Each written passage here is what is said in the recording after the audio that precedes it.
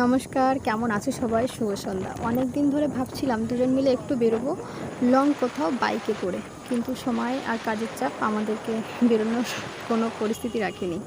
তো আজ একটু ভাবতে ভাবতেই বেরিয়ে পড়েছি। এখন বাজে 7টা 40। কৃষ্ণনগর থেকে একটু দূরত্বে আছি। তো তোমরা সবাই জানো যে কৃষ্ণনগরের পরিবেশটা একটু আলোয় আলোকিত থাকে, কিন্তু কৃষ্ণনগরের বাইরের পরিবেশটা আলোয় আলোকিত নয়। তো সেই পরিবেশটা তোমাদের সঙ্গে তুলে ধরবো।